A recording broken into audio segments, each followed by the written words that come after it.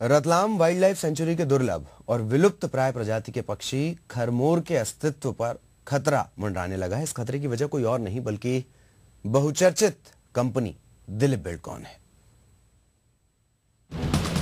ये नजारा है रतलाम के आंबा गांव का, जहां का वातावरण खरमोर जैसी विलुप्त प्रजाति के लिए स्वर्ग माना जाता है। सरकारी रिकॉर्ड में खरमोर की संख्या पूरे देश में महज 150 से 200 के बीच है। अगर किसी किसान के खेत में खरमोर ठहरता है तो सरकार उसे 5,000 रुपए का अनुदान भी देती है।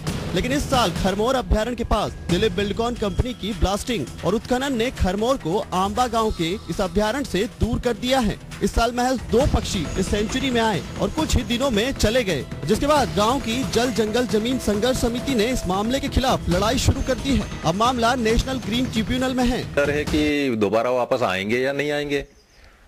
दुनिया के नक्शे में हमारे आंबा की पहचान खरमोर की वजह से ही तो है।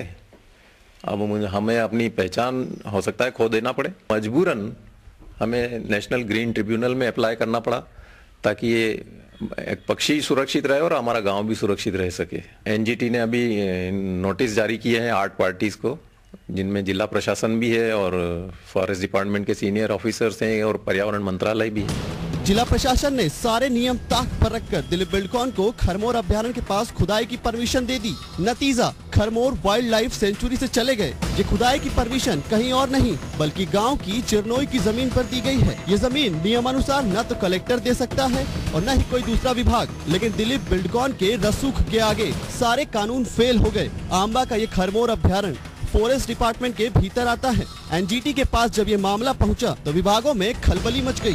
खनिज विभाग के अधिकारियों ने पूरी जिम्मेदारी कलेक्टर राजीव दुबे की अध्यक्षता वाली पर्यावरण समिति पर डाल दी, जिसे दिलीप बिल्डकॉन को एनओसी जारी की थी।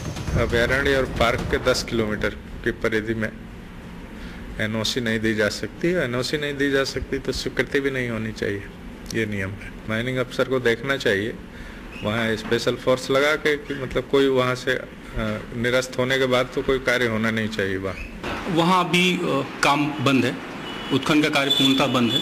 मैंने भी उसकी जांच की थी। वहाँ से जो क्रिस्टल स्थापित किया गया था वो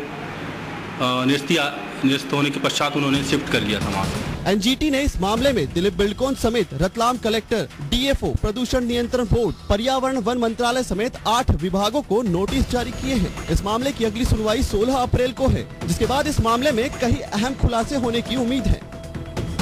टीवी न्यूज के लिए रतलाम से सुधीर जैन की रिपोर्ट।